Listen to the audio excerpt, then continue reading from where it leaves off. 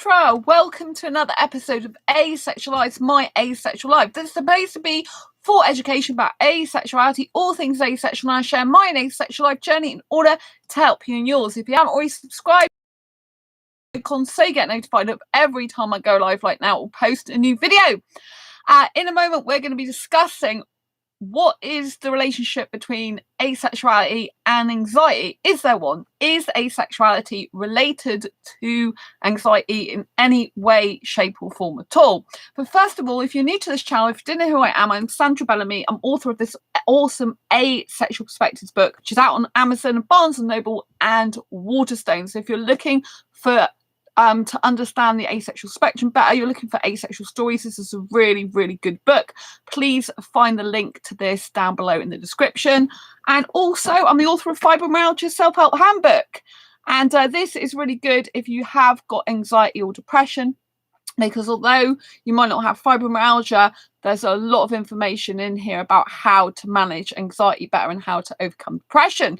So get a copy of that one as well. So today, yes, like I said, we're discussing what is the relationship between anxiety and asexuality. Is there one? Is asexuality related to anxiety?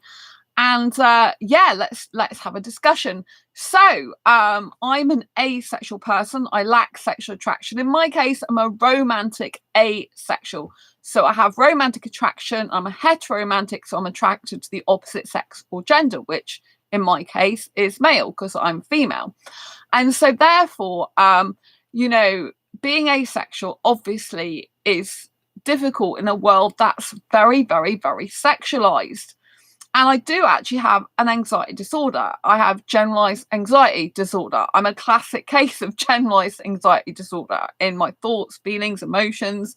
And this is something I've lived with for years, but I was officially diagnosed with in 2010. I also have fibromyalgia, which is a physical disability, but I usually manage that well. But with extra stress and extra anxiety, it produces a lot more pain in the body. So it becomes a lot more harder to manage when this happens. So if you've read my fibro book, you'll know to limit as much of these types of pains as possible, emotional pain and upset, but it's not always possible. So there's a lot of people who are in the asexual community, who are in groups, and a lot of them do suffer with mental health difficulties, such as depression and anxiety. So then it leads you on to thinking, is there any direct link between anxiety and asexuality, or even depression and asexuality? Whilst I think that maybe not everyone has anxiety or depression, although most people I know in the asexual community personally does have some anxiety. Hello, Rich. Lots of love to you. I hope you're feeling a bit better. Nice to see you here. I thought I'd start earlier for a change so I can get more people to be on my chat because I miss you all. Love you dearly. Hope you're feeling better. So yeah, so a lot of the people in the asexual community, a lot of them have mental health difficulties such as depression, anxiety, and you do think, is there a direct correlation? Pretty much all the asexuals I know, the majority of them do have some mental health problems. There are one or two that I don't know if they do or not, right? So I'm not going to say that every person who's got asexual, who's asexual and sexual orientation has got anxiety. I'm not going to say that.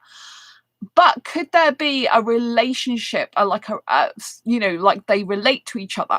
Well, I think it's safe for me to say that if you're asexual and sexual orientation, inevitably that's going to, a lot of the time, bring up some anxiety for you in terms of the fact that the world is so sexualized, in terms of the fact that your friends or, you know, people at school, at college, if you went to college or uni, will be talking about stuff that you really a lot of the time might not be able to relate to, especially if you're an aromantic asexual person. If you're someone who lacks romantic attraction as well as sexual attraction, you're going to feel kind of even more left out of the lot of the general population conversations, because a lot of conversations are centered around sex or romantic relationships. I think for someone who's a romantic asexual who seeks a romantic relationship, I think it's very, very difficult because it makes us very anxious, because we want to have the human contact connection, the physical affection, which feels comfortable to us. And it's very difficult for us to achieve that in this highly sexualized world. And of course, that inevitably is going to lead to some sort of anxiety. because you're going to be kind of thinking, am I ever going to find someone that's going to be in a relationship with me, to love me without sex, to care for me as I want? I'm all right. There's some asexuals that don't mind having sex. There are those asexuals, right? But for the ones that don't, that sex repulsed personally, like I am, or some that are just sex repulsed completely, right? Then it's very, very difficult. Rich, I'm better, and I have anxiety and depression with my asexuality. Oh, bless you, Rich. I think I remember you saying about depression before, but I didn't know you had anxiety. So thank you for saying that and sharing that. Yeah. I think a lot of asexuals do have depression and anxiety. And I think being asexual probably put us in circumstances years ago which made us feel anxious, and a lot of the time made us feel depressed as well. I used to suffer depression. I used to not have a feeling of belonging, a sense of belonging anywhere. I wasn't understood growing up. I felt very left out. I was on my own a lot of the time. I was bullied and stuff. And I think when you are different, you are naturally different in your personality anyway. And so you kind of stand out like a sore thumb, and kind of people leave you out of conversations, or they kind of like belittle you or make fun of you. And, I've always been different before I discovered I was asexual. But I think obviously an element of me being different was probably the fact I am asexual, but didn't realize it for so long. And so, I think, with a lot of the way the world is, you can feel very repressed as an asexual person, very suppressed, very left out of conversations, left out of relationships, left out of maybe even family dynamics, because there are a lot of asexuals that come on this channel, for example, and their family just doesn't understand them. They're scared to even tell their family they're asexual. I mean, when I did a poll on this channel, there's a lot of asexuals that still aren't out at all to anyone. That was the main majority. The second majority was people who were out to their friends, but no one else. But the majority just kept it to themselves. Now, when you keep something to yourself that's fundamentally core part of who you are, that inevitably is going to cause you anxiety. Like, is anyone going to find out? How do I hide it? How do I keep up the pretense that I'm not asexual when I am, And that's a huge burden to bear. So it's much better to get out in the open, even if you were anxious about it, because the anxiety will deplete eventually the more and more you become confident in expressing who you are and being who you are, and not worrying about what other people think. This is a major, major thing that you have to accomplish in your life, is not caring what others think. Because if you care what others think, your life will be dictated to by others, and therefore you'll lose your sense of personal power and control in your life. And this is what we don't want. So we have to take our personal power back by saying, like, whatever, if you think blah, blah, blah, whatever, appreciate you sharing, but that's not what I believe. That's not my opinion. That's not actually who I am, So I mean, for me, in terms of asexuality, I'm very, very confident person. I wasn't like this at the beginning. I've grown in confidence when doing this channel. I've grown in confidence on my asexual journey. And it's because I categorically can see, looking back to childhood, throughout all the years, that I was definitely asexual, but never realized it. And so for me, there's no question I'm asexual. I do find it difficult because I have the grey area of kissing and sexual behaviour and high levels of arousal that don't kind of fit in what I would think an asexual person would be like. But as we know, just because like you think an asexual person might be a certain way, they're not. Some asexuals can be very sexy, can dress very sexily. Some asexuals have sex. So that's kind of like a battle I have with my own mind sometimes, and inevitably that does cause me some anxiety. So when you've got conflicting views, I know there's some other asexuals that have conflicting views as well. It's like, I personally don't watch porn. I think it's gross and disgusting. I just hate it.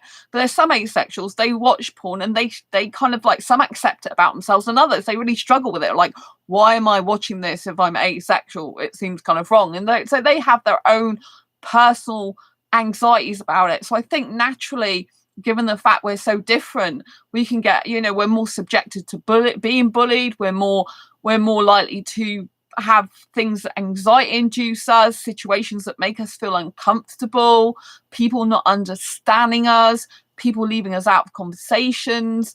And so I think it is there is I don't think every asexual has anxiety and depression, but I think there's a definite relation to each other, in the sense that there's going to be a lot of asexuals probably that have got anxiety and or depression, because of the fact we are so different, we think differently, we're wired differently, and the world kind of like feels alien to us, you know? It's not something that we can fully kind of relate to. It feels like you're an outsider. Like when I do this channel, it makes me feel so good, so alive, like so happy, right? But when I'm not doing it, or I can't speak to you as much, it doesn't feel good. It feels like I'm disconnected from my own kind, if you know what I mean, and therefore partly from myself, because I kind of feel like I belong here, you know. I'm really glad that when I did the poll that lots of people felt supported on this channel the most, and that meant a lot to me, you know, because I do feel that the community here is very, very supportive. You know, so if you are experiencing anxiety, what can you do about it? Well, like I said, one of the main things is, I know it's difficult, but we need to learn to be very thick-skinned as much as possible, and to not let other people's opinion and judgment of us being asexual rule our life, you know, because we can't change who we are. We don't want to change who we are. We don't have to change who we are, right? Just because we're not the majority and we're the minority doesn't mean to say we're wrong. Doesn't mean to say asexuality is the wrong sexuality to be, or we shouldn't be that. It means that we're just different. We're 1% of the population, you know, and it's harder. And other ways to manage anxiety is to write down in a journal. I do a lot of journaling lately because I've had a lot of trauma going on behind the scenes, which I can't talk about publicly. And that's been going on since October last year. It wasn't something I expected or predicted. And it's been very, very difficult for me. And the trauma, I did a PTSD assessment and came out really high on that. The trauma has affected me deeply. And so therefore it's exacerbated an already difficult anxiety condition, generalized anxiety disorder. And so therefore it's really made it really bigger than it was. I was managing it well before October last year. I thought I had everything kind of under control. My fibro was under control. I thought, you know, and my anxiety, and over the last majority of the, you know, the year since October last year. So we're coming up to October again soon. And this year, you know, it's been a really difficult year for me, you know. And obviously there's lots of stuff going on worldwide as well, the pandemic. So that's been really difficult on many people. And obviously a lot of asexuals are introvert. I'm not, I'm extrovert. But with introverted asexuals, in some ways, it's been good to be indoors more for some people. But for other people, they've really missed that connection. Even though they're introverted, they've really missed that connection and missed seeing their friends and stuff, you know. For me personally, as an extrovert, I found it very difficult being indoors all the time. I feel like now I really want to go out and go on a holiday in the UK somewhere. And I really just want to, you know, like my hobbies and interests are going to theme parks, zoos, aquariums, out to the cinema and for meals out, you know, and I've hardly done any of that, you know. So when you're feeling anxious, it's good to create a list of things that help you relax and feel calm, and do as many of those things as possible, things that fill your soul up, things that light you up with joy. Because what we need to do is we need to counteract the kind of negative anxiety emotions as much as possible by doing things that help us relax, whether it's listening to music, doing some painting or some pottery, doing some yoga if you like that type of thing, going in the great outdoors and going for a walk, meeting up with friends, or even socializing online with friends. Whatever it is, it's very important to be able to counteract anxiety and depression if you have it with some positive stuff and feeling good. And obviously I broke my ankle back in April, and that's still not 100% recovered. I'm still under physiotherapy for that. I'm seeing physiotherapist every 3 weeks now, so even more than I was before. I'm going to the gym. I'm doing harder and harder exercise, but it still comes to having a bit of, you know, swelling and fluid sometimes, and well, pretty much the majority of the time. And, you know, and my back's started to have problems because my friend was doing the shopping twice a week. They're doing it once a week for me now. So my back started to have problems. I'm on a waiting list to see physio. I'm falling to bits, people, but I'm still smiling to you, right? But, you know, like in the morning or when I wake up, it's taking me a lot of hours to get my mindset back into a good state so I can enjoy as much of the day as possible to feel more positive. So I find that I created, thank you for the thumbs up, lots of love. I created a mind self journal. You might have seen it in one of my shorts videos, and this is really helping me to kind of like put positive emotions as much as possible in my life, write down plans for the day, write down thoughts, feelings, emotions, this type of thing, what I want to focus on in my life, you know, what's important to me, my goals and missions and stuff like that. And, you know, appreciation for myself and what I love about myself, what I appreciate about my life. So this is a really good ritual to have, good habit. I notice when I don't use it. So today, because I've got a new therapist now, I chose to go back to therapy after years. Liam, hi, beautiful Sandra, great to see you, sweetheart. Oh, lots of love to you, Liam. Always lovely to see you. Lots of love. And so, yeah, so I started seeing a new therapist this week on Monday. It's my choice to see a therapist. I haven't seen one since 2014, and we know how that went. So if you've forgotten how that went, that's how I discovered I'm asexual, because basically a counsellor told me that I'd have to have sex in order to keep a good guy. And I was absolutely horrified and went home and Googled, I love kissing but not sex. And that's how I came across asexuality. You know, so that was a really distressing thing for me, you know, and going back to therapy, you know, after that in 2014 is very brave of me to do that, I think, in and of itself, because you know what I mean.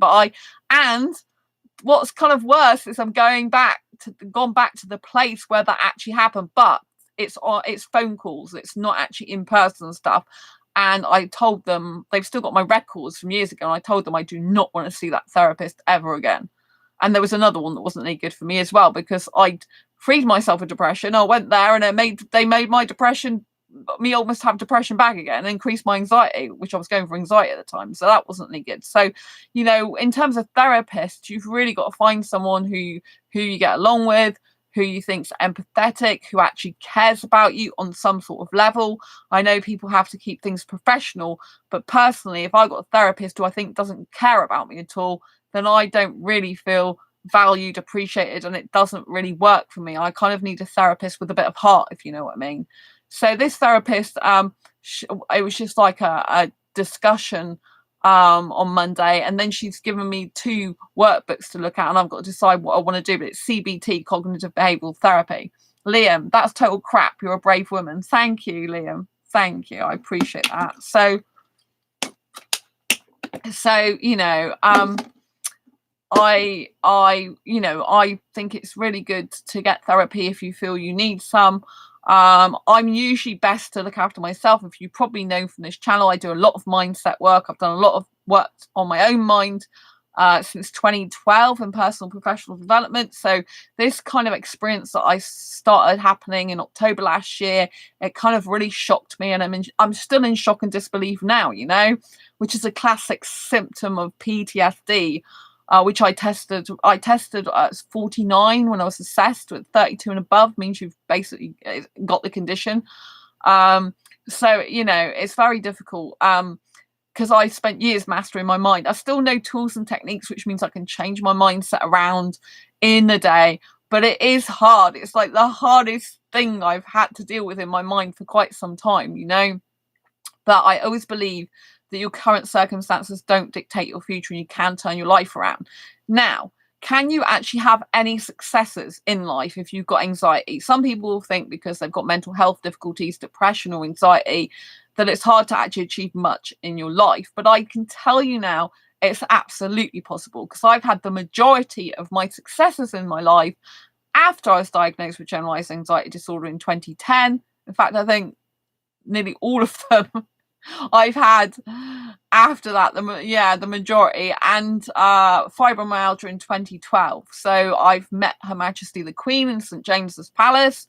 I've got pictures to prove it. I've also saved someone's life and got a Good Citizen Award for that. This was in 2013. The woman whose life I say put me forward through for the Good Citizens Award, and I was actually in the newspaper.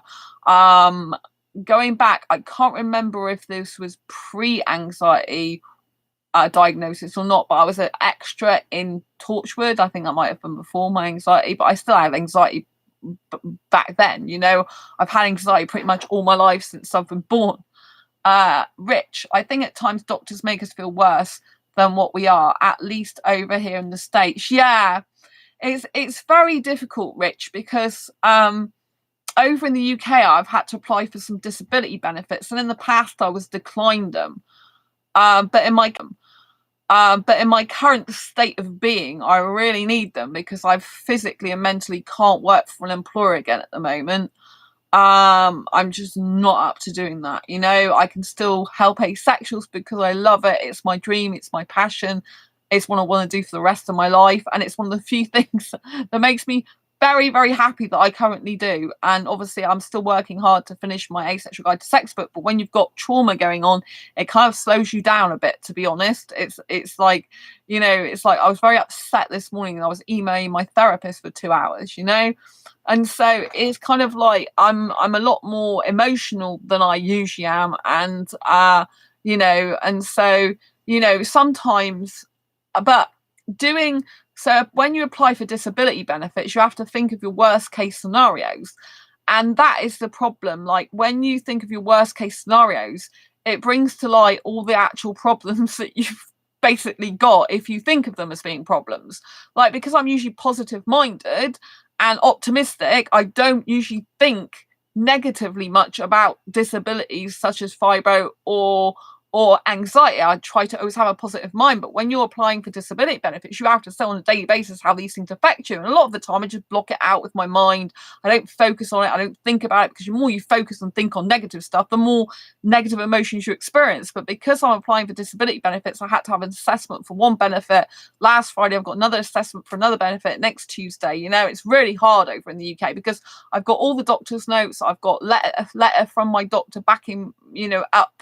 You know, I now I'm back to doing, like I said, shopping once a week myself. My friend's still doing it once a week. I'm doing it once a week now. My plates and my back are moving again. So although I like to be positive and happy as much as possible, you know, I can't ignore these things that are going on in my body and my mind at the moment, and the fact I'm not fit to work for an actual employer. I can still do my self-employment, but it's, you know, like writing books, but it's harder for me because when I've got negative emotions, I have to get myself into a good state to be able to do anything. So it is a bit of a struggle, but, you know, it doesn't mean to say you can't overcome it. I've overcome struggles before, so I believe I can do it again. But when you're focusing on your things that go in your body and your day-to-day activities and everything like this, and you're focusing on, you know, what you need to tell the person who's assessing you, it's very hardcore because you're focusing on your disabilities being, you know, the actual dis part of the abilities, the ones that are stopping you from achieving as much as you wish you could do in life, or the ones that are causing you pain and causing you problems and issues, you know. And so, you know, we all know that, you know, what I know is what you focus on expands. The more you focus on what's wrong with you, the worse your pain actually becomes in your body and mind. So it's like a self-fulfilling prophecy. But for the purposes of these benefits, you have to think of your worst case scenario. That's what you're meant to think. And so that in itself can be very traumatic because it can bring up a lot of stuff that you've never even thought about consciously for a very long time, and you're kind of thinking, oh my god, I've got this problem and that problem and this problem and that problem, and it's just like you're stacking problems, which is the worst thing you can do if you want a positive mind. What you've got to do is stack solutions up, stack positive things. It's called stacking. It's a psychological technique. So what happens a lot in life with depression, particularly, for example, is you're stacking negative thoughts, negative feelings, negative emotions, so it becomes really, really high, like a pyramid, right? So when it's high like a pyramid, you know, it's hard to get up the pyramid and see the light because you've got all this stacking of negative stuff. The only way you can counteract that is by instead stacking positive stuff up, so you can like jump from the negative pyramid to the positive pyramid and then be more in the light, you see. So I'm trying to give you a metaphor so you can understand what I'm saying as much as possible, you know. So basically you have to stack more positives than negative in order for the negative to go down. This is how you counteract depression and help yourself get out of it. But and low mood, it's not, you've not got to just be depressed. You could just have a low mood without being classed as depressed, right? But it's, you know, it's kind of bordering, isn't it?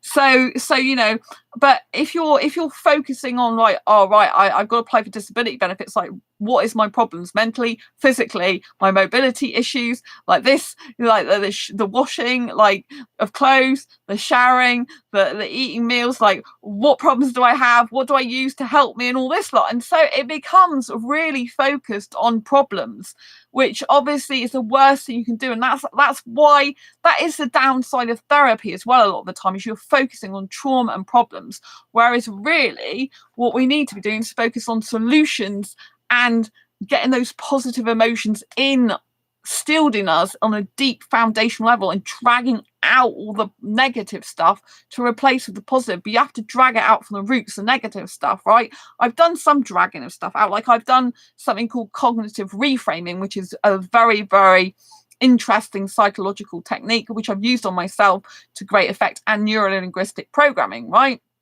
So cognitive reframing is when you're able to look at a situation and you purposely in your mind change the meaning of it.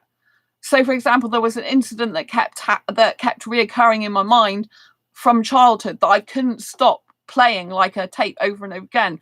So I went back to that time. It's very difficult. You have to put yourself back in the time of trauma and what you were feeling, emotions, and I changed the meaning of it. So instead of me being more like a victim, which I felt at the time, and I still feel sorry for that girl that had to go through that, I am able to look more and think that had to happen in order for me to be able to help more people in that situation now, if you know what I mean. I mean, the current trauma I'm going through, I'm sure eventually, probably in the future, I'll be able to do some sort of cognitive reframe of this situation. But whilst I'm still in it, and I could be in it because it's ongoing, all the kind of stuff connected with it, it's ongoing for up to 16 months at least, you know. And so it's very, very difficult when you're experiencing trauma to actually stay positive, to manage your emotions, to manage your emotional state, because obviously it's affecting you.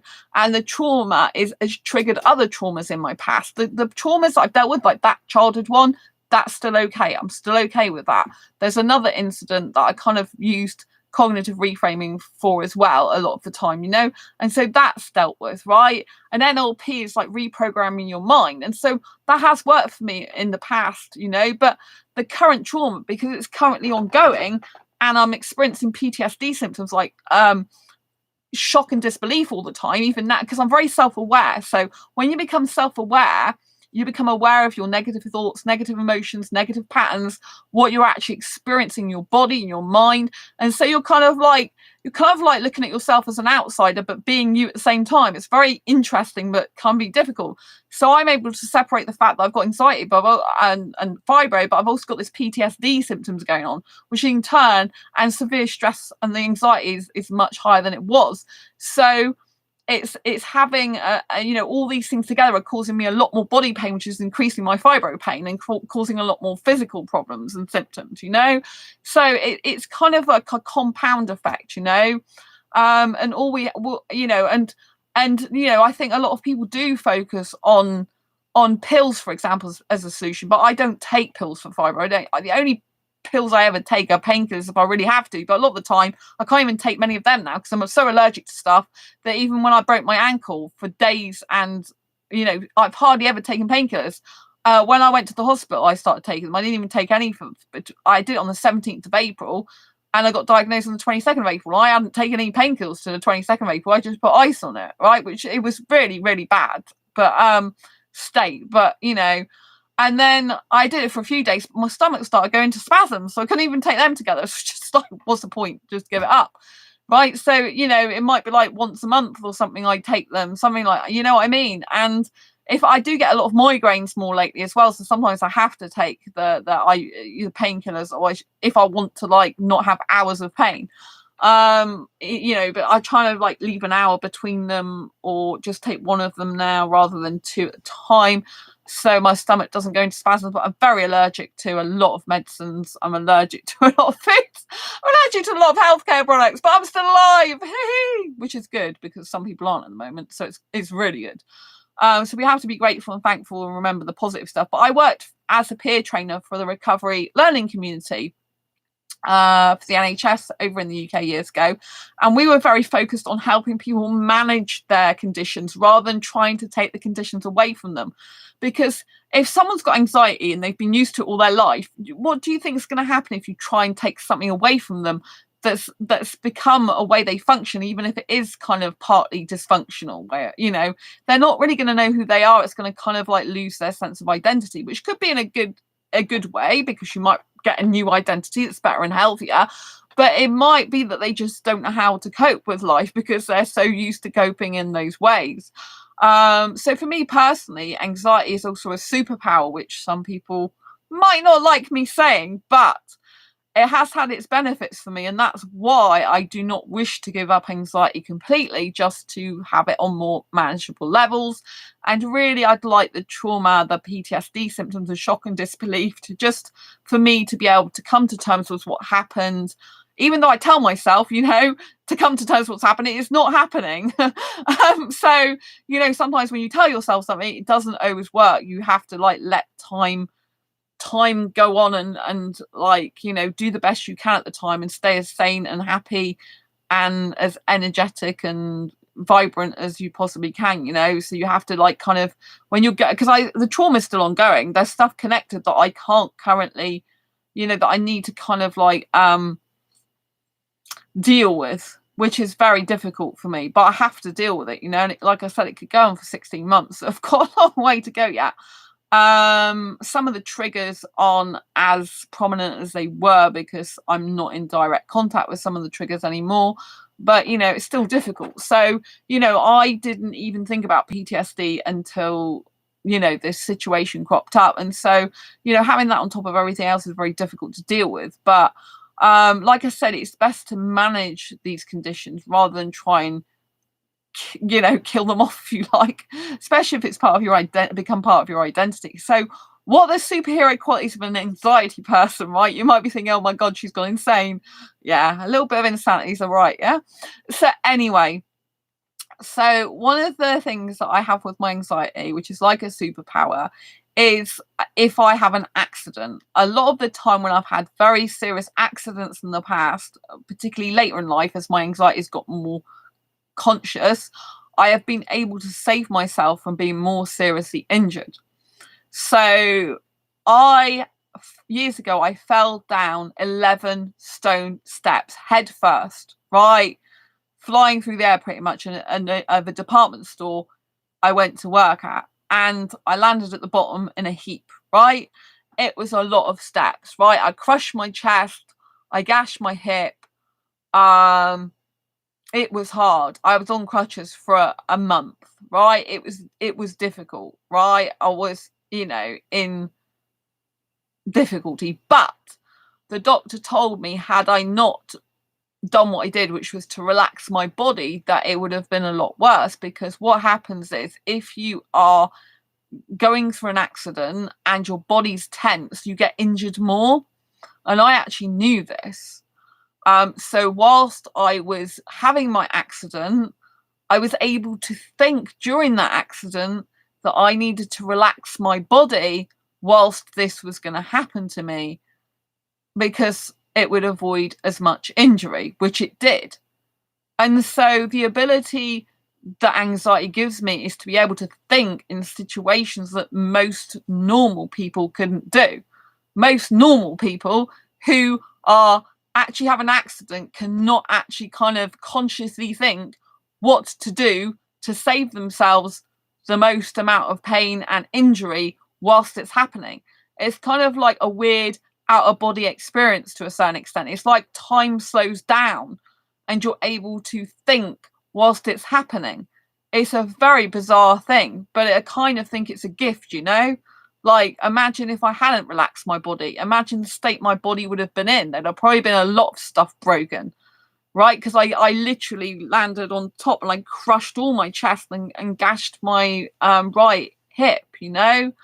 And so, you know, that was enough damage as it was. But just imagine if I hadn't relaxed my body, I could have broken lots of ribs, I could have broken arms and all sorts of stuff. I could have damaged, you know, my hip even more. So, you know what I mean? So for me, that's not the first time, but that's the most prominent time I can remember, you know. And obviously when I broke my ankle this year, if you were watching those videos, I had to bend my ankle back by myself because it was literally bent like that. You know, you've seen the movies when you've got to bend your ankle back. That's how it was. It was just at a very weird angle, completely bent. And I was on my own and I was in shock, and my body was so heavy I couldn't even move. And I'm like, you've just got to, you know, you've just got to wait it out, you know, get your strength up until you can move yourself. But I had to move my foot back into place myself, my ankle back into place myself, in order to be able to get up. And so I had to wait because the weight of my body was so heavy from the shock. And then I had to be able to think, I got to do what I see in the movies, and that's literally to bend my ankle back. And I didn't know how it was going to go. I didn't know if it was going to make it worse. I thought the pain could be horrendous.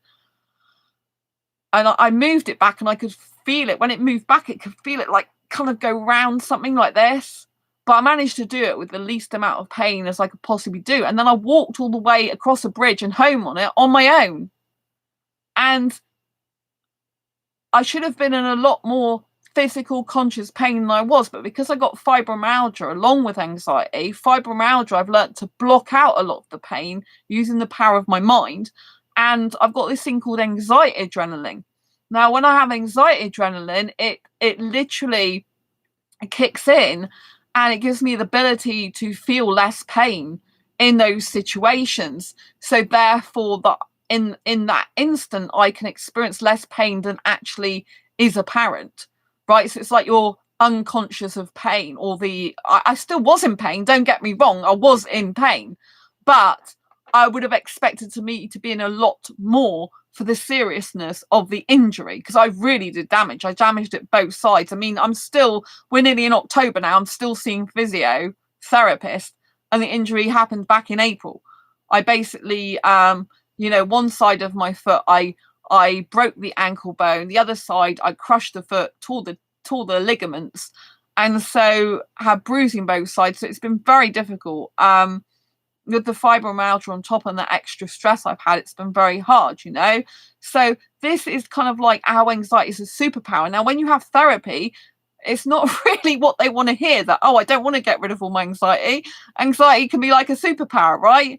But me being me, I can't just tell therapists what I think they want to hear, because I'm not being true to who I am. I'm not being authentic. I'm not being really me. So for me personally, I would rather have my anxiety levels reduced to manageable levels so that I can function a lot better instead of having too much pain in my body. However, with current trauma going on, that's very, very difficult, because I'm aware that it's going on, it's ongoing, that I can only do so much about things. So I have to try and separate my mind a lot from it. But it's very, very difficult, right? Because I didn't expect it, and I'm still in the PTSD stage, a grieving stage, I guess, of shock and disbelief, I guess. And so it's kind of really hard for me. But obviously other people have it a lot harder. I'm still here. I'm still able to raise some smiles. I'm still here able to function for some of my day, which I'm glad about, you know. So, but, you know, I never ever thought I'd struggle with mental health the way I have since like the last year. I never thought I'd be in that position again. I freed myself of depression in 2012. I never thought I'd ever have any really bad thoughts ever again, you know, and it's happened. And I kind of like, oh, I didn't expect that to happen. And anxiety levels have increased beyond anything I would have thought was possible a lot of the time. So that has really been hard, you know.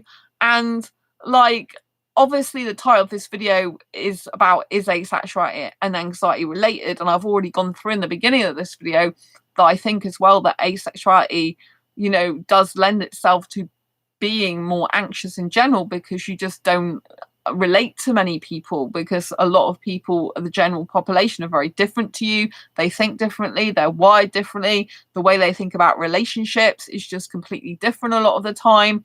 And so it's hard for us to understand each other, you know, sexuals to understand us to understand, asexual. So it can be very difficult, you know, especially if you're looking for a relationship, you know, and if you do have mental health problems like anxiety and depression, one or the other or both, it makes it even harder to get into a relationship, because obviously we need to get into a healthy relationship. But if we're not healthy ourselves, then it's harder to get into a healthier relationship, because if two people aren't healthy, if you get two anxiety induced people, two depressed people in a relationship, you could be very unhealthy for each other if you're not careful.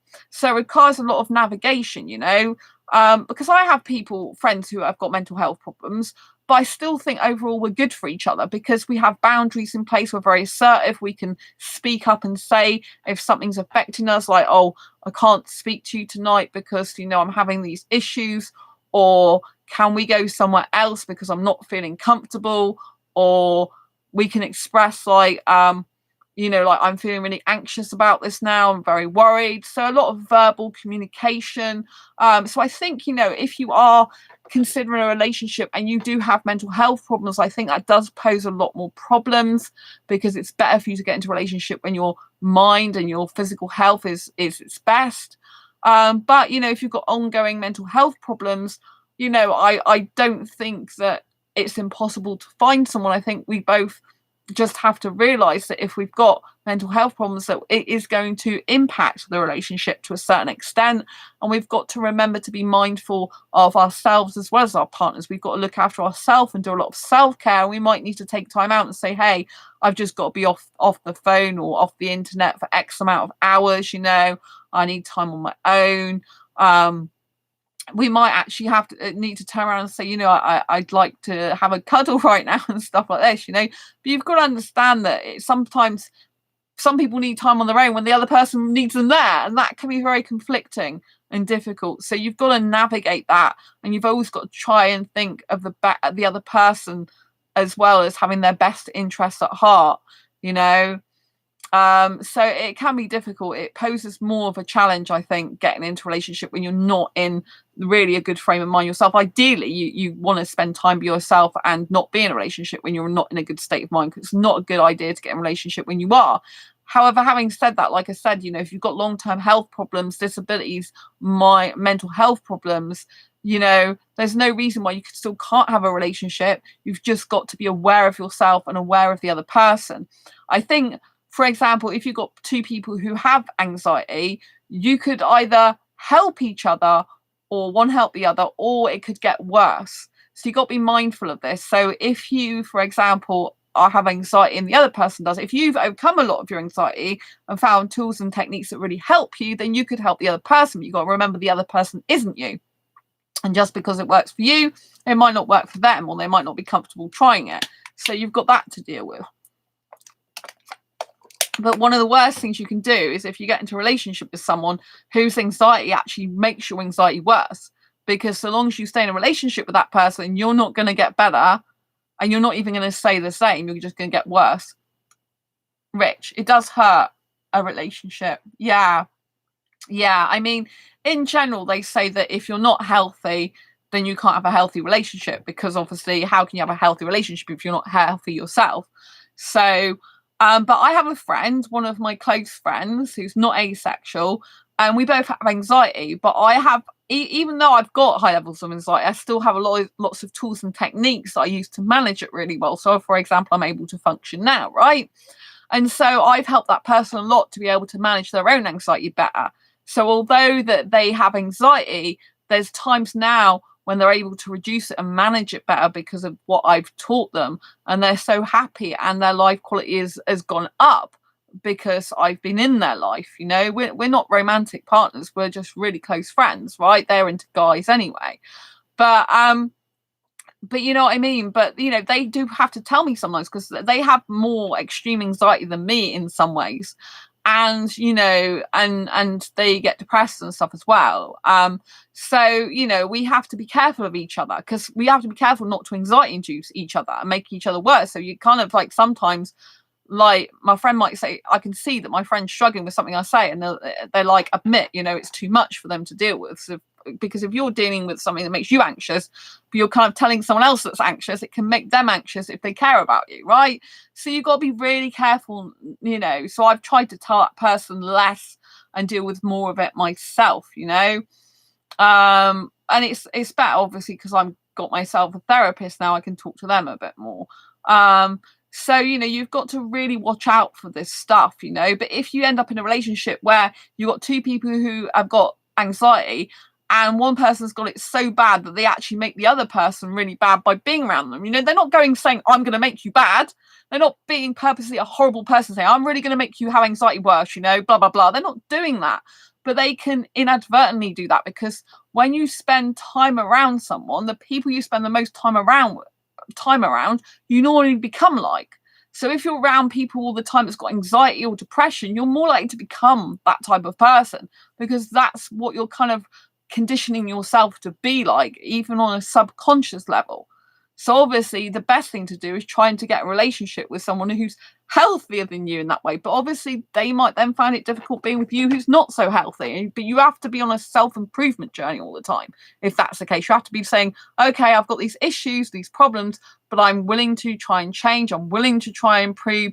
I'm trying all the time and I'm trying to better myself. Because if you're in a relationship with someone who's trying to better themselves, trying to improve themselves, it's going to be much more healthier than someone who's just like, oh, I've got these problems, I'm not doing anything about them. It's me, forget it, you know? And so that's not someone you wanted to be in a relationship with. But you do have to be very, very careful. In some ways, it's better to stay single. Like, as a person who has anxiety myself, I get relationship anxiety. It's my worst type of anxiety. And in many ways, it's more better for me to just be a single person because I have all my own issues going on. And to have someone else's issues or to have to explain myself to someone else and know that I'm not at my best at the moment is very, very difficult. You know, it's not something I really want to do, but you know, you have to be honest, right?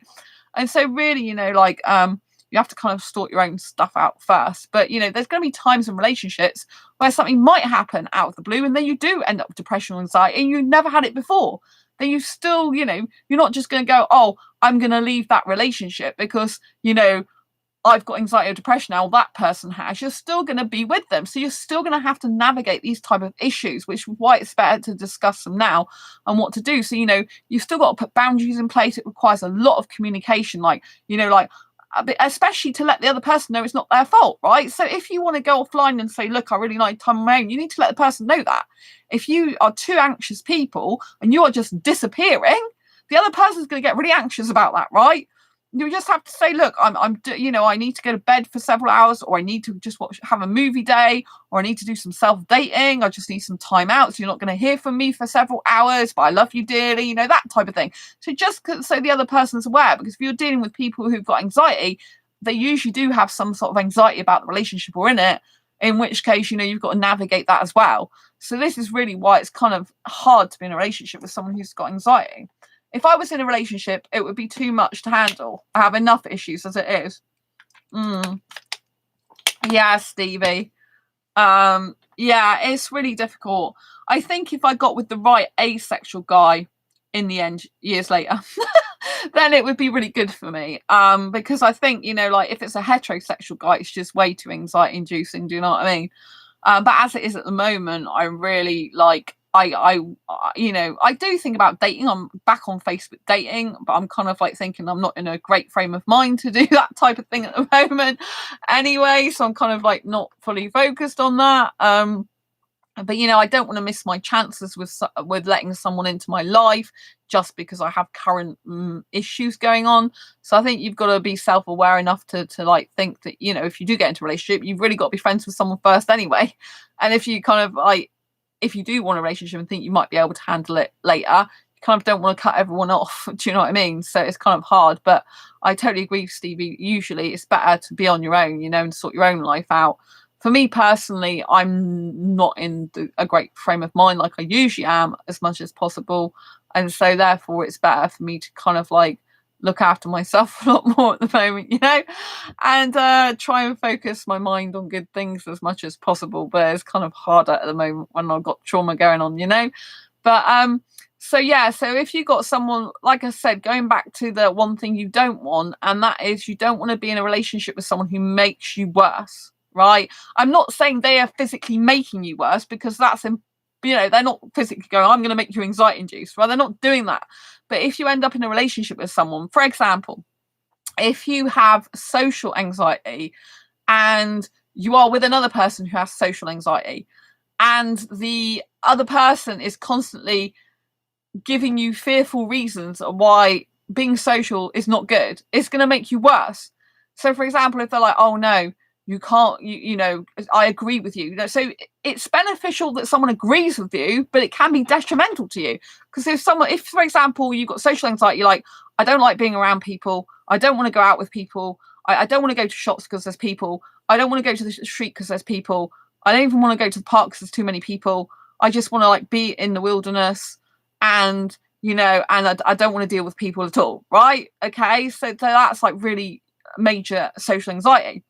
If you've got another person who's got social anxiety and they're going, yes, going out is a terrible thing, there are awful people out there, they're going to attack you and hurt you, and you know, and they're going to stare at you, and they're going to be looking at you weirdly, you don't want to go in there, you don't want to go with all those people. What is it going to do to that person? The first person that's got social anxiety is just going to make them worse and compound their beliefs. It will be good for them in the sense they have a person that they can relate to, that kind of soothes them in that way, validates them, but it's also going to make the situation worse. They're going to be like, oh, well, I just have a phobia of like being around people, but now you're saying there's a danger being around people. Didn't quite consider that as much, but yeah, you're right. I mean, yeah, people do stare at me, and like, yeah, I don't like it. It makes me feel really uncomfortable. Yeah. And I have to let you know that in those situations, you are going to behave differently. If you start thinking that people are out to get you, then you're going to start acting more shifty yourself. You're going to start acting more weirdly with your body language, and you're going to attract these type of people more to you. I have a friend, not asexual, and the thing is they do draw the attention to themselves more because they have social anxiety in some scenarios. Not all, they're a lot better in some ways than they were. And in some ways exactly the same. But because they have social anxiety, because they, you know, they're getting worried people are looking at them, their facial expressions makes people look at them more, because they're like this, going like this, thinking, am I being watched? Am I being looked at? And of course people are thinking, what on earth is that person doing? You know, they look really shifty and weird. And then like, other people are getting a bit like fractious and kind of like, oh, I'm not sure about this person. So you behave differently according to how you think. And so do you see over a period of time, if you have those two social anxiety people and you had one making the other, compounding what the other thinks, and then you add in all the awkward behavior, how you could actually end up fulfilling your prophecy that people are out to get you and bad because you act differently. So people behave differently towards you. And so, you know, you've got to be very, very self-aware of these things. It's not easy, you know. So when I go outside, I like to try and be as confident as possible, right? I've been around people that have, you know, like some of the I live in a city, and one at the bus station, right? The old part of the bus station, it has toilets that have run down, and sometimes they have guys that talk to you that kind of look like they're a bit drunk or they're not quite sane. Don't forget, I've got people with mental health problems that are my friends, but the people with mental health problems to me are still sane in that way. You know what I mean? I'm okay with people with mental health problems. I have them myself, so I have nothing against people with mental health problems. But there's times when you can feel a little bit like this person is maybe an unsavory character or someone you wouldn't want to hang out with usually, shall I say that? And so anyway, I've been in situations where these guys have started talking to me, and I don't know if they're drunk or if they've just got something that's not quite right. And so anyway, I'm trying to put it as polite as possible without offending anyone, because I you know, I've got people with mental health problems, I've got schizophrenia friends, and they're fine. You know, I feel fine around them, happy, safe around them, right? But I'm talking about these people that I don't know, who I don't feel safe around, right? But the worst thing you can do around those people is look underconfident, because they're more likely to do something to you, attack or something like that, right? So when I'm around these people, it depends on the scenario, but if I'm kind of like boxed into nearly a corner, I kind of need to speak to these people if they're talking to me directly and just be like really friendly and go, oh hi, yeah, and oh yeah, lovely weather, isn't it? Great, wonderful out here, you know, and move on swiftly. So it can be really difficult. Tassie, oh my god, agreed. I get anxious when walking home at night and guys talking to me. Just makes me so uncomfortable. Yeah. So thanks for sharing, Tassie. Yeah, I mean, I was talking kind of like a bit unsavory characters, you know, rather than just guys in general. But yeah, so, but you have to act very confident when you're out, right? Because if you don't act confident, people can see that and they are more likely to cause more damage to you. So it's better actually to be as confident as you possibly can in the realms of being as safe as you can. So obviously you have to assess the situation. If it's a situation where you just have to keep quiet, then do so. There are certain situations where it warrants that. But other situations, you know, you've got to actually talk to the person in order to actually get out of the situation and in order to be confident with them so everything seems quite normal to them. You know, so there was this time when this guy was near the toilet and he looked a little bit of an unsavory character, but not quite. But he was kind of like a guy I wouldn't usually talk to. But he was in my way of coming out. When I came out the toilet, he was directly in my way. And he started speaking to me. And so the only way I could safely get out of that really situation without drawing attention to myself in a bad way was to actually talk to the guy. And so, yeah, and he was, I can't even remember if he's talking about the weather or he's talking about something or other, but I just kind of agreed with him and said, yeah, it's a, you know, it's nice weather. I can't remember. I don't think it was about weather, but that type of thing, you know. So I just basically was talking about something in general with him. And, you know, like even this, you know, if you, some people you wouldn't smile at because it'd be the wrong impression, but other people you might, you know, if you kind of feel that they are coming from a place where they're kind of lacking in friends or, you know, they just want to talk to someone, a stranger, and they just that type of person, then it's best to kind of like in some scenarios you have to judge it for yourself. You should just be confident and say, hey, you know, like, oh yeah, it's a beautiful day, isn't it? It's great. And you know, whilst you're talking, you're going past them. So they're not kind of like blocking you anymore. You're able to get out freely, but whilst actually being polite and confident towards them so that they're less likely to be awkward or attacking towards you. You know, you've got to judge it. It's very, very difficult. But if you show people you're anxious, it can actually bring to fruition the thing you don't want to happen. So it's very difficult. You kind of have to juggle it. But some people, you know, if I've got the opportunity to go across the road from them, if I think there's drunks or druggies, for example, I will purposely walk across the road before I'm near them. Right? As soon as I see anything like that, I will go across the road. Now, is that an anxiety thing, or is it a safety thing, or is it both, you know? And obviously we do have to remember that anxiety is inbuilt into us for safety, to protect us. Not all anxiety is bad, you know? If we don't have any anxiety whatsoever, then it doesn't make us like so alert to things going on around us. It could make us vulnerable more, and it's harder to prepare for some things. Like if you have anxiety, you kind of are more alert for a job interview, for example. You're kind of like a bit anxious about it, but in like a way that motivates you to actually do your research about the company, work out, you know, a route plan and everything like that. So you're more prepared for it, right? So not every form of anxiety is bad. Some of it can be good, right? Some of it can be used for good, you know?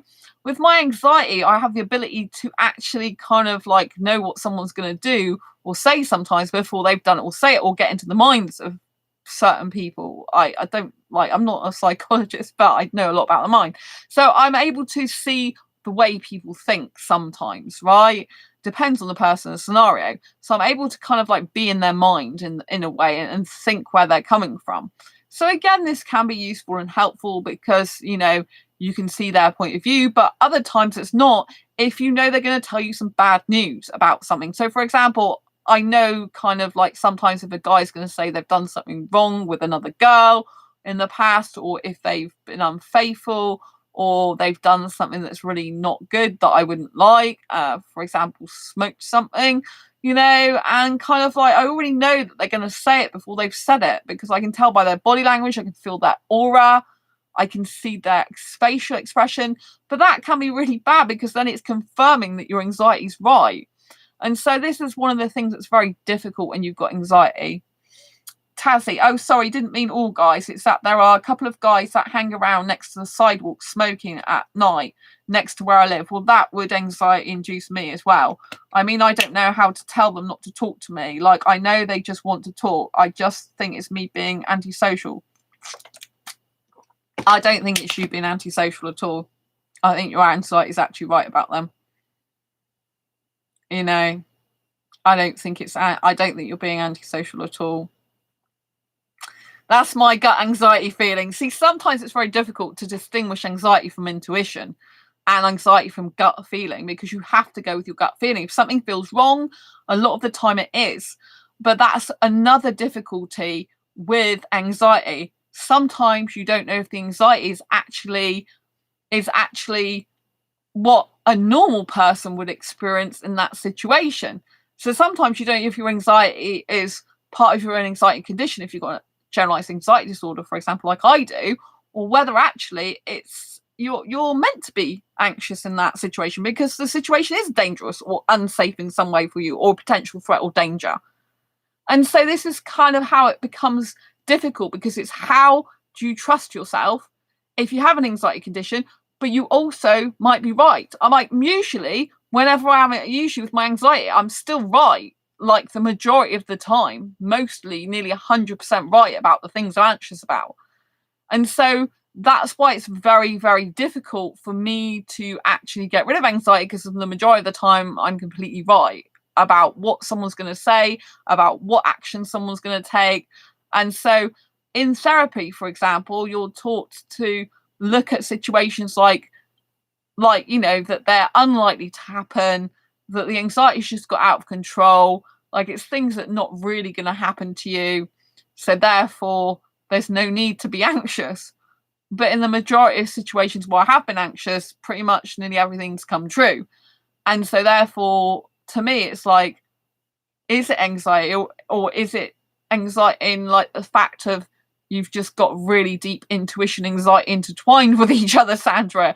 And so you can just tell the way a person is because you've experienced a lot in your life and you've just got that insight and knowledge and know-how. And that's what kind of makes you anxious, because you're anxious that the situation is actually right and you are right. But it becomes very difficult for you to trust yourself then. That's the problem with anxiety, and anyone who's got it and experiencing it. It's like Tazzy, when you said about these guys on the sidewalk smoking next to where you live, I would think they're probably dodgy from the way you just described that scenario. It just sounds like, why are they on a sidewalk? You know what I mean? Like why are they like gathering around a sidewalk in the first place? Why aren't they off down the pub? Why aren't they doing something like playing video games or off down the pub or doing something? Why are they hanging around a sidewalk? And like what's their purpose of talking to you? Is it to socialize? Is it to chat you up? Because a lot of guys that do that type of thing are into chatting women up, in my experience. So I think you have to put it into context of where the people are, the surroundings, what the situation is, what they want to talk to you about, and gut feeling. But I would think the same. If guys come to talk to you when you're walking home at night, I would say they're probably thinking about sex, to be honest. In the main, that's what a lot of heterosexual guys, for example, do if are chatting women up at night. That's just my experience, but I have quite a lot of experience. So, don't forget, as asexuals, we tend to think differently. It's because I've been in heterosexual relationships for the majority of my life in the past. I'm not sure. They're not from the neighborhood. I think they're just friends meeting. All right, okay. That would still make me question, like, what are they meeting for? Why are they stood on a sidewalk? Why aren't they in a cafe? Why, you know what I mean? Why aren't they doing something? Why are they hanging around? Yeah, that's why I'm anxious. I think they're trying to be friendly, honestly. They're not druggies, are they? They're not meeting up to do drugs, because you said they smoke, didn't you? Yeah, they trying to smoke stuff they shouldn't be smoking. Well,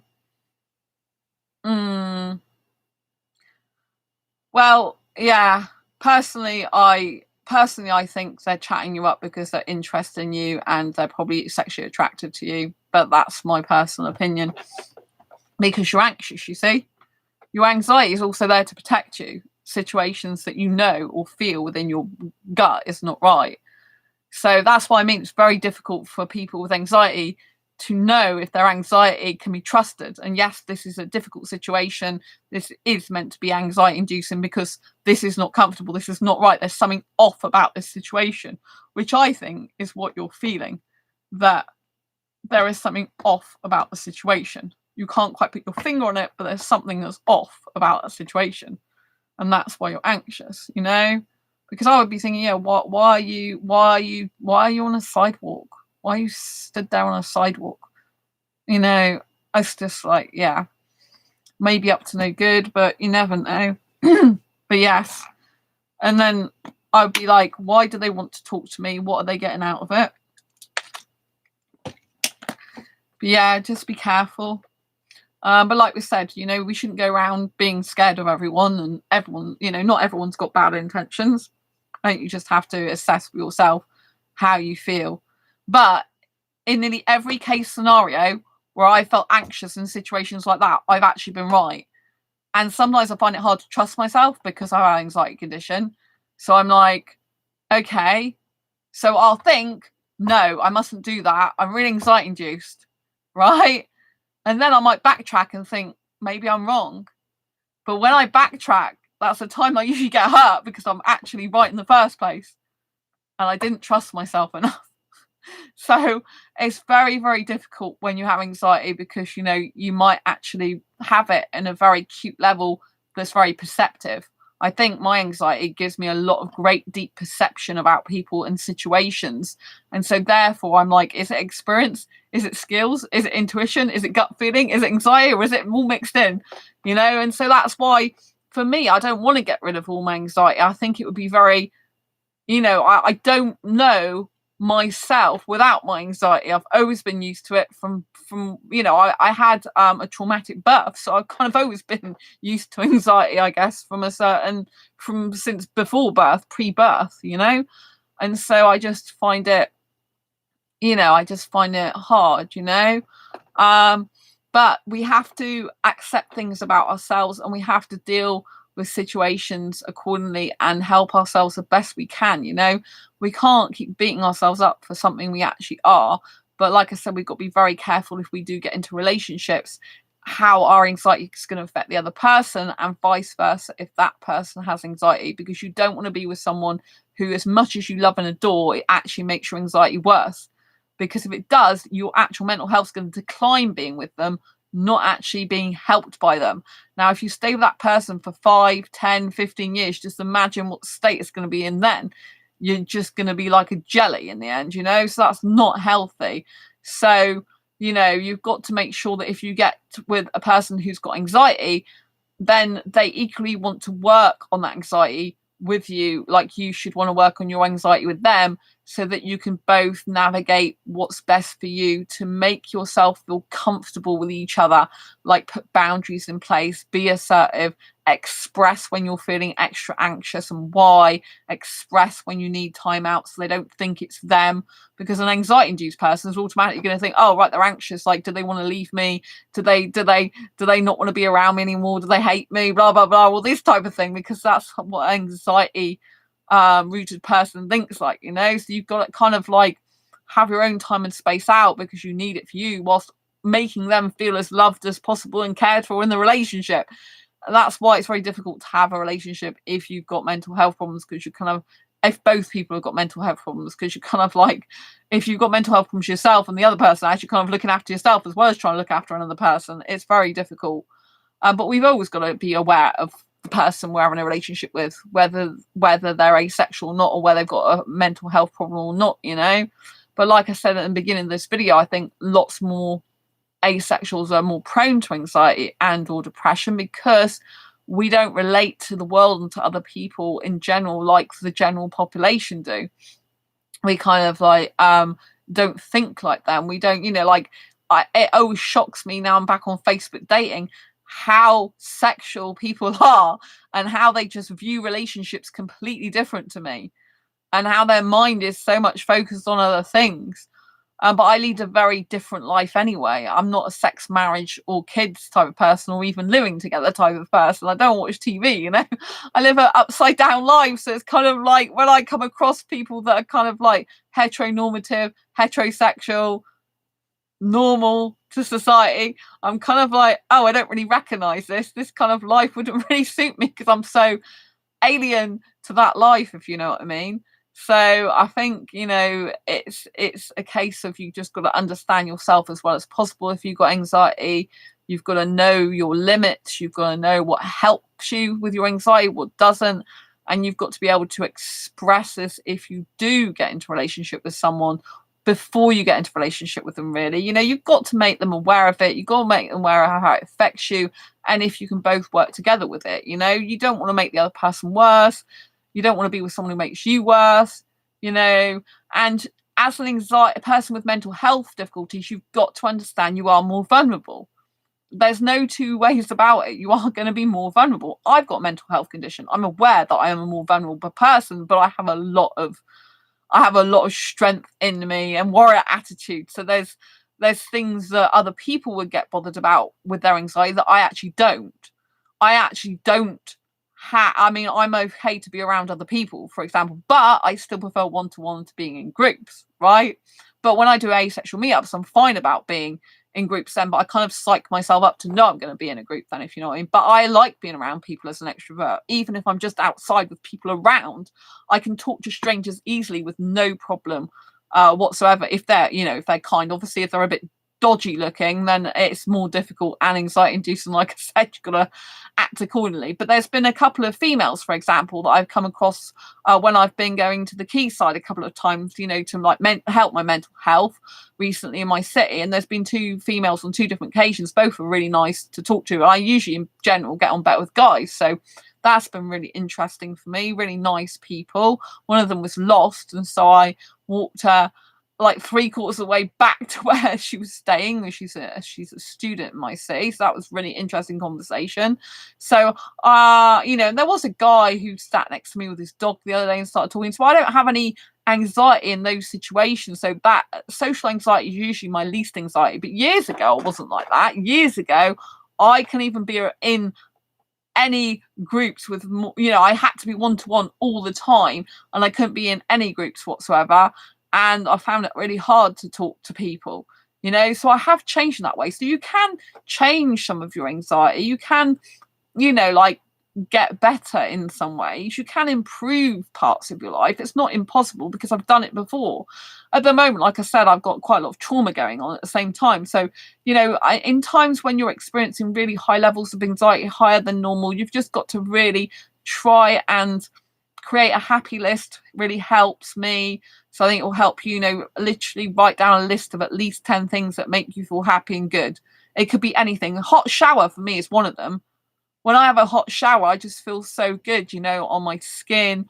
It's good for my pain condition, helps me chill out a lot of the time, although sometimes I can still think stuff going around in my head in the shower, but it gives me some reprieve beauty.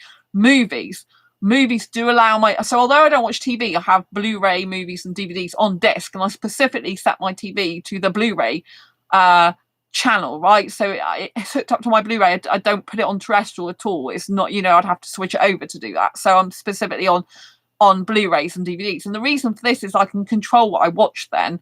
And, you know, if I want to keep my mind good or in certain states, then I can put certain movies on. So for example, I do a lot of no sex movie reviews on this channel. You might have noticed because I'm sex repulsed and naked repulsed, personally for me, not for other people. But, you know, if they want to do that as consensual and they like it, go ahead. But, you know, for me, I don't like any of that. And so, you know, I try to get movies without any sex in them. But also a lot of my movies I watch are very inspirational, like You Can Achieve Your Dreams movie. To me, cold shower calms me down. I agree with you that anxiety can be helpful sometimes, but sometimes it's not.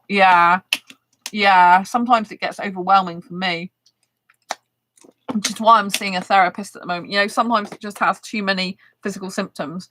It comes out of nowhere, etc. But sometimes it comes out of nowhere. Oh, bless you. Well, for me, like, I've got some trauma going on since October last year, which I didn't expect to happen, and that came out of nowhere. And so for me, a lot of my anxiety, I know where it stems from.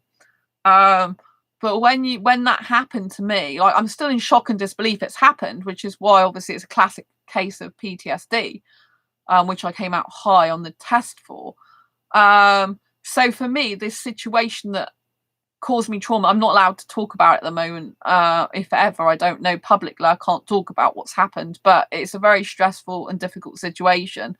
And so yeah, it's been hard, and that came out of nowhere for me. And so if you experience anxiety that comes out of nowhere for you, then it must be very traumatic for you if you're having that, because I found this particular thing that triggered the PTSD, as it were.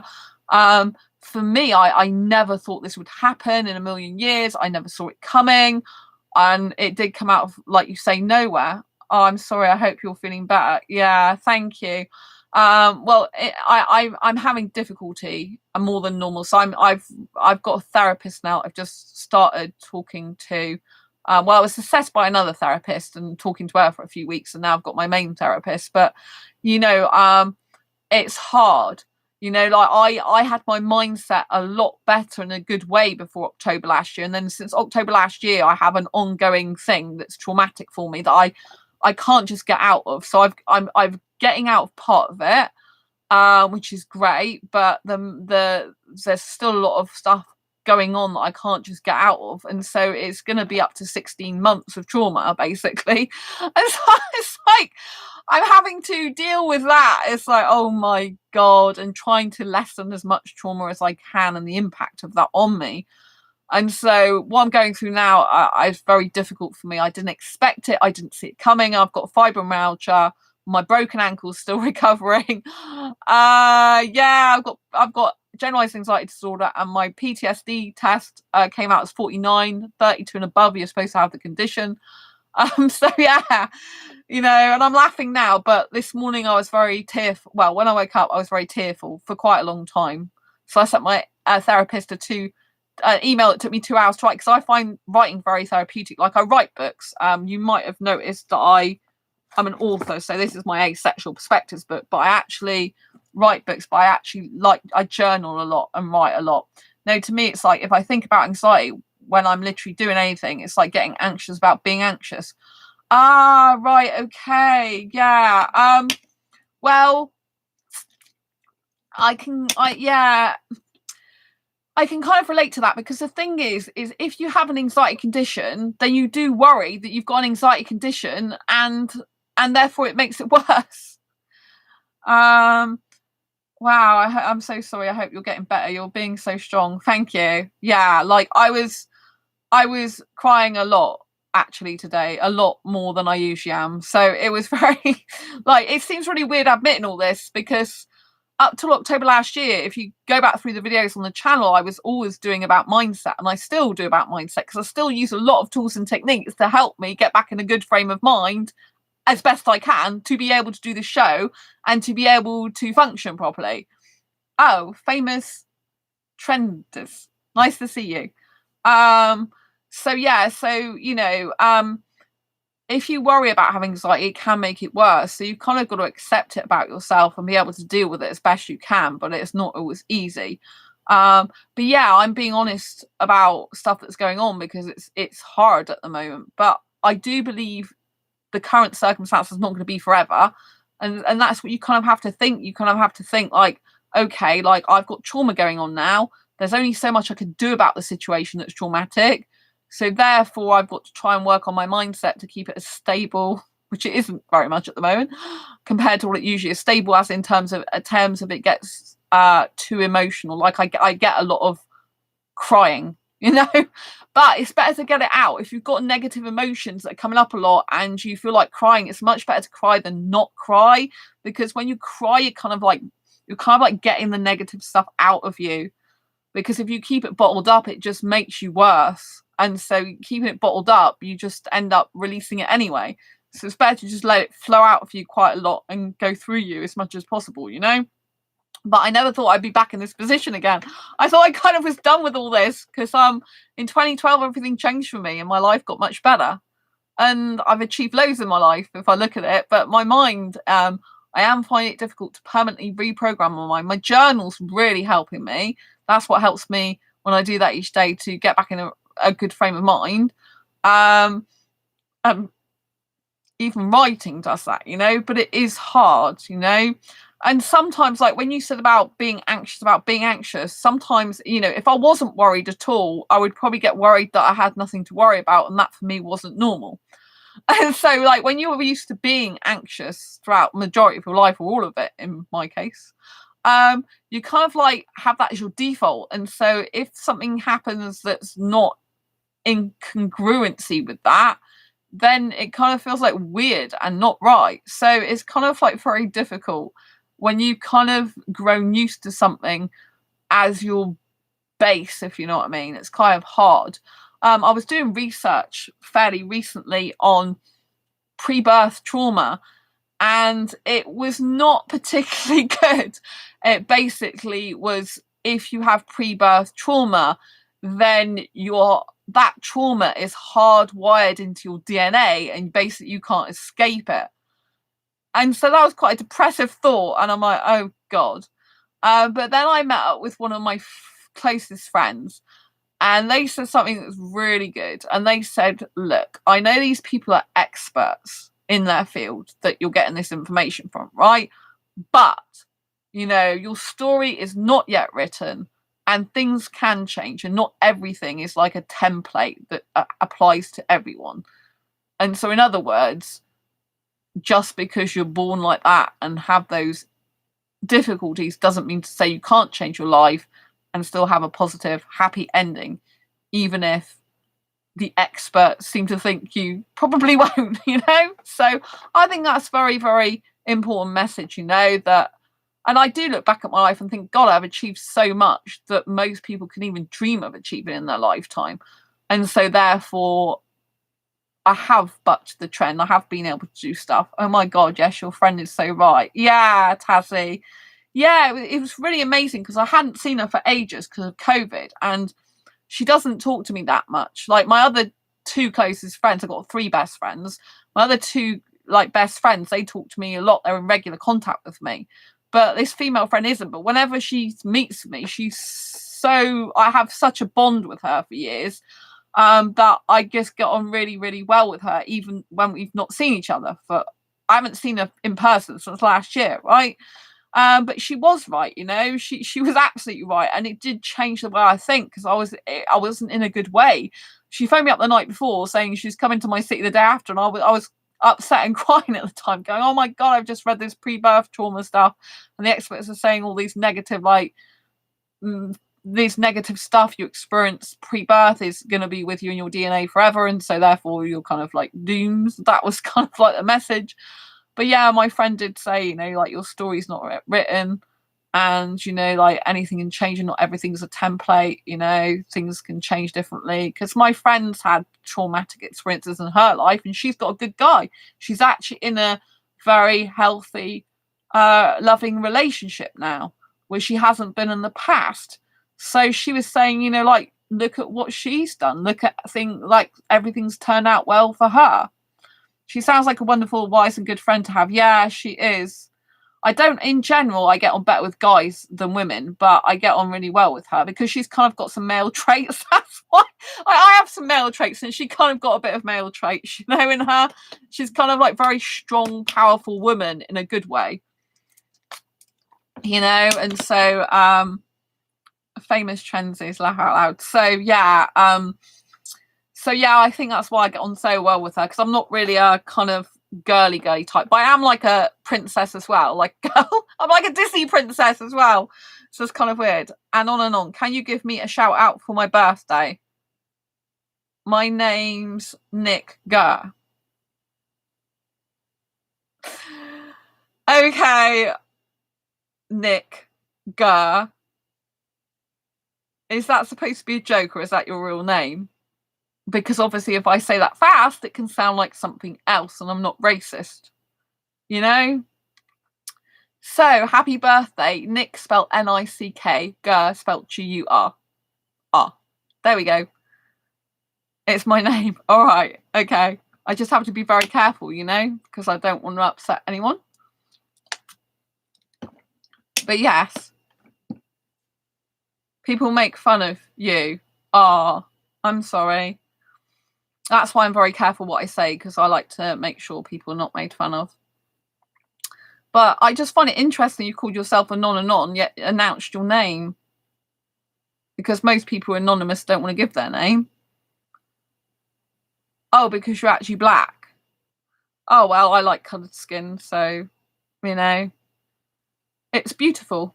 But there you go. That's probably for another video. But yes. But yeah, so going back to my friend, yeah, she was really, really right that the story's not yet written and you can change your life around. Famous Transit. I love your channel. It's very informative. Oh, thank you. I'm really, really glad you find it informative. Yeah, I've got a good community here.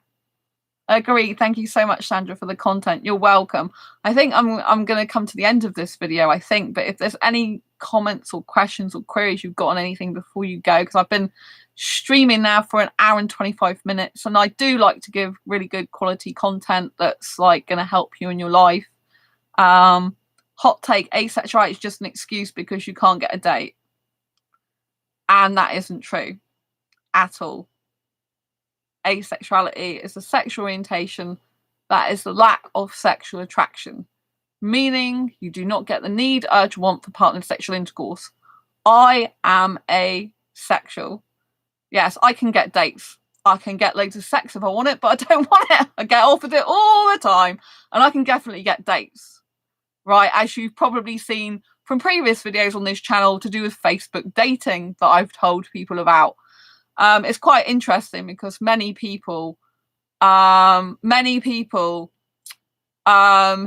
Facebook dating don't actually get any responses or people liking them. And I still, even though I put in my Facebook profile, I hate sex as the first, any types of sex now, all types of sex I still get people liking me.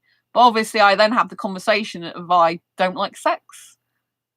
And so therefore we usually don't end up on a date because they want sex and I don't. So, you know, but I'm on that plus other, you know, I'm still on asexual dating sites. I have asexual friends. And as we know, asexuality is very real. And when my Asexual Guide to Sex book comes out, yes, I have done an Asexual Guide to Sex book. I've been working on it since June 2019. And you might be like, why does Sandra want to make an Asexual Guide to Sex book? And it's because I had an aromantic asexual person, someone who lacks romantic attraction and sexual attraction, actually asked me if they wanted to be in a relationship with a sexual person, how would they go about having sex, because they didn't know how to do it. And then I went in forums and groups that I'm in for asexuals, and then there was a lot of people who had the same problem and issue, and they didn't know what to do, and some of them wanted to try it. And so rather than them trying it not knowing what the heck they're doing and maybe being unsafe with it, because I've had asexuals who come to me in private message have unprotected sex when they've tried it, then I decide to write the book. And so there's 18 people in the book, 17 besides me. And I've been working on it since June 2019. All the other interviewees have told their personal story already, and I'm still working on my part. I'm having to manage my mental health and lots of other things at the same time as finishing the book off. So I'm still working on the book. I started working back on the book a couple of weeks, like a week before last, I think it was. And so I'm trying to do some of that most days. I haven't done any today because I've been working on my journal, which I do a journal for the Asexualise Academy Club. So and gender has absolutely nothing to do with being asexual. Gender's a separate thing. So you can be any gender and any sexuality. So I'm heteromantic asexual. So I'm attracted to guys on multiple levels, but not sexually. And in my case, not platonically either. There's lots of different genders in the world, isn't there? And different genders, gender and sexuality are two completely different things, right? My sexual orientation is asexuality, right? And, you can be in terms of sexuality, there's asexual, there's pansexual, there's bisexual, there's homosexual, there's heterosexual. But within asexuality, there's lots of subcategories of asexuals. There's male gender, female gender, non-binary, gender fluid. That's 4 sexualities. 4 genders, sorry, not sexualities. Sex and gender are not the same. They're not the same at all. My best asexual friend is non-binary. Non-binary is not fake, thank you very much. My best asexual friend is non-binary, and they're definitely non-binary. You know, you have no right to go around telling people what they are and are not. And I would be asking you why you're spending your time on this channel trying to change people when there's no need to be. If you want to be accepted for who you are, you need to accept people for who they are and let them have their own identity, right? Because we don't want to be controlling other people. We want to be accepting other people for who they are, right? So when you said, I wish you well, then that's the best course of action to take, right? If you wish me well, great, right? So my best asexual friend is non-binary. Their asexual partner is also non-binary. So they have a very loving, caring, committed relationship, which is romantic, but non-sexual. And yeah, so they've been together for over 9 months now. I have another asexual friend, and they're married to their asexual wife. Again, romantic, you know, don't need sex. So it's beautiful. So asexuals can have beautiful, loving, caring, committed relationships without having sex. And like I said, you know, there's more than two genders: male, female, non-binary, trans. I think it's easier if everyone is male or female and is attracted to the opposite. Well, you might think it's easier because, you know, the stuff hurts your head because it's stuff you're not used to, but you need to be accepting of other people, right? You need to accept people and not control them, and just accept people for who they are. If someone identifies as non-binary, who are you to say they're not? It's their life and their own personal position. That would be me coming along saying to you, you're not really male, right? You know what I mean? Everyone is born one of the two sexes. You are whatever you're born. Well, that is not how trans people and non-binary people think. Tazzy, oh, that's so amazing about your friend's relationship. I'm gender fluid. Thank you, Tazzy. See, Tazzy is gender fluid.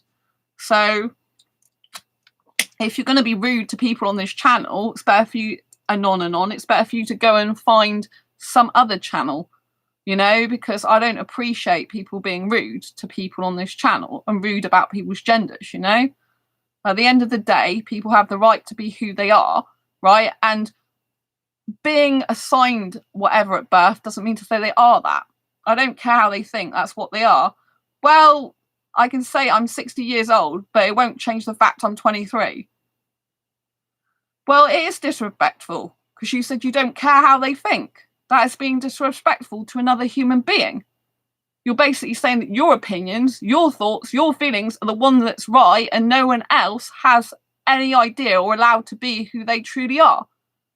And it's people like you that repress people, right? So you have no right to be that way, right? You know, and there's a guy who's 60 years old who watches this show who's asexual, right? Just try and see. It's not my feelings. It's fact. It's not fact. A fact. If someone identifies as gender fluid, it's a fact they identify as gender fluid. That's how they identify. Gender fluid, right? Regardless of genitalia. Why does genitalia define someone's gender? Why?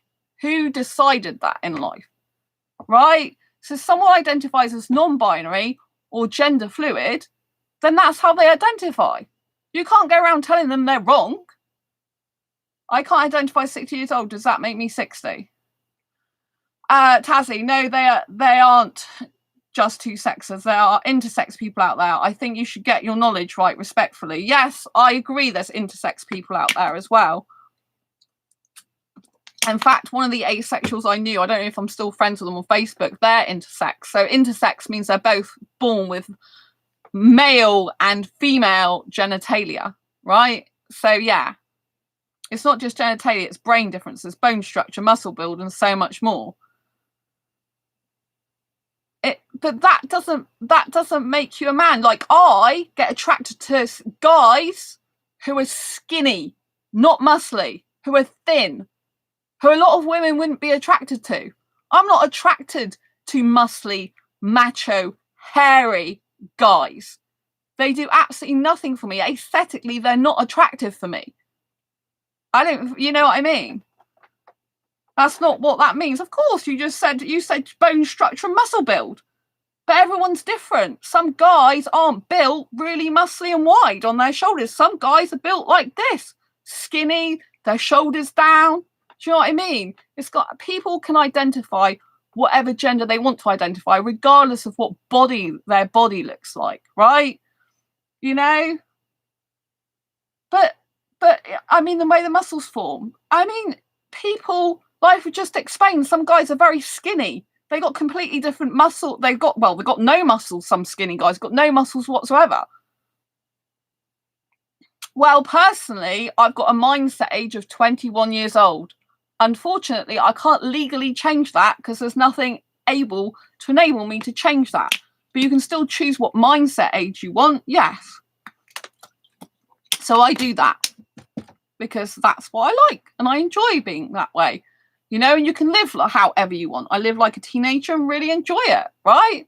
I'm not 21 in birth certificate age and I can't change it legally. There's only one circumstance under which you can, one circumstance only in which you can legally change your birth certificate age. And it's a circumstance I would never want to be in. So therefore, you know, I can't do it. But you can change your name. You can change your gender. You can, you know, change lots of stuff about yourself. No, it's because you're not. It doesn't matter what if you think you are. If you're 60, you're 60. Facts don't care what you identify as. Well, I'm not 60. I'm much younger than that, but thanks very much. But yes, my birth certificate is birth certificate. But if I want to identify it as 21 mindset, then I can identify it as 21 mindset. As I'm talking about my mindset. Thank you very much, you know. And what gives you the right to tell people what to do with their lives, how to think and how to feel? You know, you can't go around trying to control people in your life, which is what you're trying to do. Tell them what they are, tell someone what they can be, tell someone what mind they are. And it's people like you that repress and suppress people and make them feel like they can't be who they truly are. If you want to be accepted for who you are, which I'm guessing you're not because you're a non, you can't even show your face, then, you know, you have to accept other people for who they are instead of hiding behind anonymous stuff like you are doing, right? So, well, I'm not 60 years old. I'm decades younger than that, right? So there you go. But no, you can I reprogram my mind using NLP, neuro-linguistic programming. Hi, Ahmed, love of my life. Beautiful. Unfortunately, a non-anom is being very, very controlling, trying to dominate and control the conversation, which I could just get rid of them any point I want and block them. You know, but anyway, I think I've said enough, you know, because at the end of the day, you have no right to go around telling people what they are and are not. You have no right to control people's life. You know, I think you should be ashamed of yourself for even trying to control someone's life, you know? I mean, no disrespect in this conversation. Of course you're being disrespectful. You know, what if I turn around and said, well, you're not a guy, you're not heterosexual, or if you are, you shouldn't be that way, because having sex is not the right thing to do for anyone, and you shouldn't be doing it. You know, what if I was to say stuff to you like that? You can say whatever you want, you are, but it doesn't change what you are. Well, yeah, you can say whatever you want to say to other people, but it doesn't change who they are. So if someone's non-binary, they're non-binary. If someone's gender fluid, they're gender fluid. And like you say, it doesn't matter non what you say. You can't change someone because they're fundamentally who you are. And my asexuality is non-negotiable, just like other people's gender is non-negotiable. I'm just trying to be disrespectful. I'm trying to have a civil conversation. When you've just said I'm just trying to be disrespectful, which is what you're being. Agreed, Sandra. No. People are what they know they are. Oh my God. Yeah, it's Pusheen's taking a rest. They're behind me, actually. So yes, so, you know, people are allowed to identify how they want, how they wish to be in life, right? My best asexual friend is non-binary. They are definitely non-binary. Sometimes they, you know, and people, you know, like people can take on whatever identity they want, right? You know, like if someone, I have male traits, although I'm happy to be female. I was assigned female at birth, born female, if you talk in terms of that, you know, depending on where if you're trans, then you would say I was assigned at female at birth, right? And I'm happy to be female, but I have some male traits that I'm very, very proud of. I have a lot of things that, you know, that some women wouldn't be like, right? But I'm happy. You know, people need to be happy with the way they are, not have someone like you come and tell them what to do, how to feel, and the way they should be, right? Because people are allowed to be free to be who they want.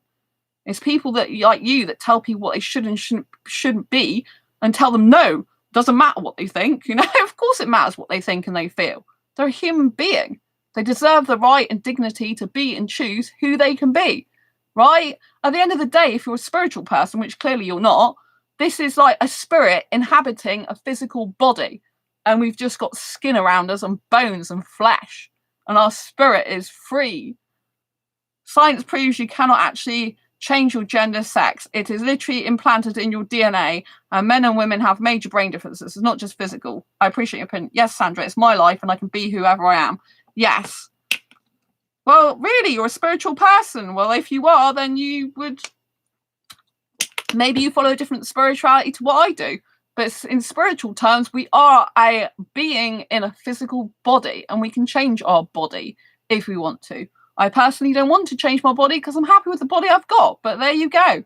People can change their body shape or can change their genitalia even. So yes, people can be who they're born to be. People can choose who they are. And, you know...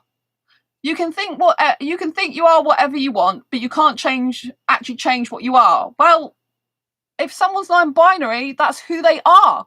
And like you just said, you can't change who you are. So them being who they are is who they are. So you can't change it, right?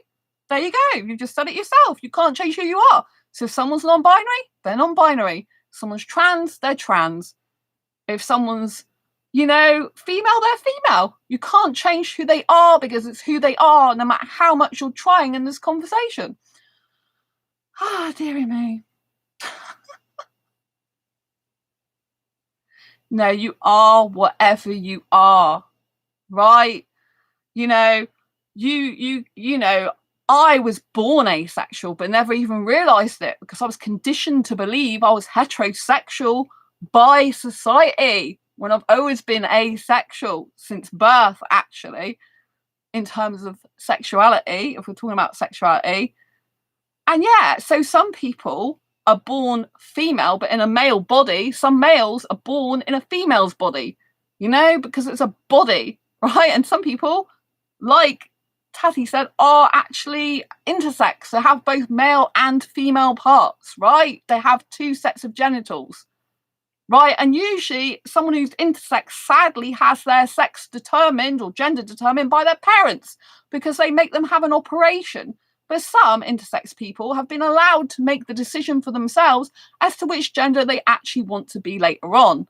Right, but people can be whatever gender they want to be, and people are who they say they are, which I think is fine.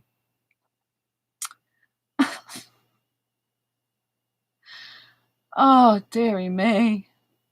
Well, anyway, people can be who they are and who they're born to be, and they can choose who they are. That is the point. You can't change someone who is what they is, like you say. And if someone's non-binary, they're non-binary. That's who they are, right? That's wired into their DNA. I know my non-binary friends and trans friends, right? They're not wired the same way as the rest of them. A person who has, for example, been assigned male at birth, but doesn't feel male, doesn't think male, it's not wired like typical males, right? Can't identify with being a male, regardless of the fact they've got a dangly bit between their legs if they haven't had a transition, right? Because they don't identify like that. They don't identify with other guys. They don't behave like other guys. They're not even built like other guys. So there you go. Oh, dearie me. We're not really getting very far, are we? But anyway, my community here, I'm sorry you're having to deal with a non-anon who cannot accept you for who you are and likes to control you and cannot possibly entertain the idea of someone being different to what they've been conditioned to think. So yes, I do apologise on Anon's behalf, but I hope you literally, I do accept everyone for who they are. Well, you do not accept everyone for who they are. Because if someone's non-binary, you can't accept it. You've already said it in there that they can't be that way, but they are who they are. So you're contradicting yourself the whole time.